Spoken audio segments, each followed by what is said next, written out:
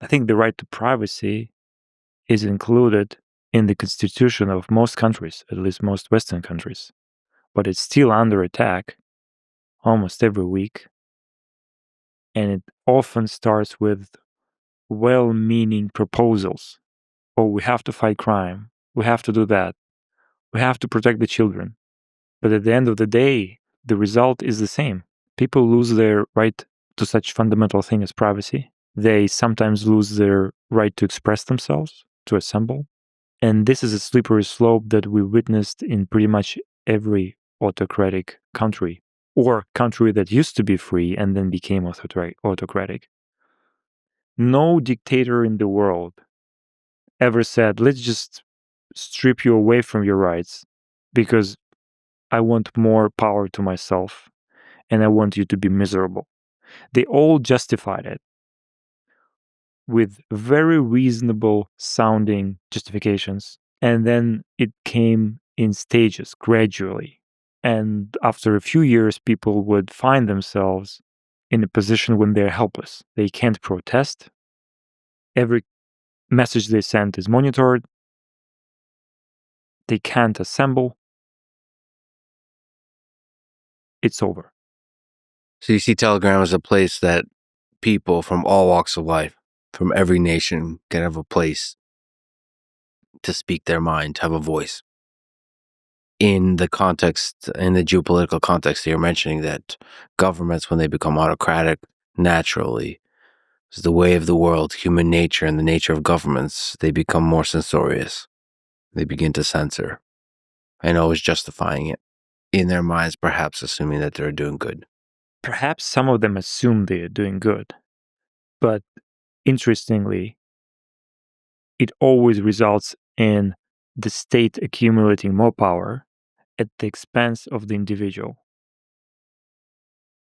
And then where does it stop? We humans are not very good at finding the right balance. And in this case, the right balance between chaos and order, between freedom and structure. We tend to go to extremes. I think you still consider yourself a libertarian. There is something about government that always, over time, naturally builds a larger and larger bureaucracy. And in that machine of bureaucracy, it accumulates more and more power. And it's not always that one individual member of that bureaucracy is the one that corrupts the initial principles on which the government was founded, but just something over time you forget. You begin to censor, you begin to limit the freedoms of the individual, the ability of the individuals to speak, to have a voice, to vote. It just gradually happens that way. And the government is not some abstract notion. The government consists of people. And these people have goals. They would naturally be inclined to increase their level of influence, to have more subordinates, to have more resources. And that's how you end up in an endless loop of ever increasing taxes, ever increasing regulation, which ultimately just suffocates free market, free enterprise, and free speech. So you do want to have very, very strict limitations on the extent the government can increase its powers at the expense of citizens.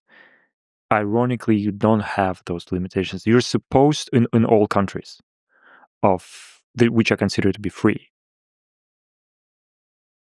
it's supposed to be the constitution that protects everybody. But interestingly, it doesn't work always this way. They are able to find very tricky phrasings in order to carve out exceptions. And then the exception becomes the rule.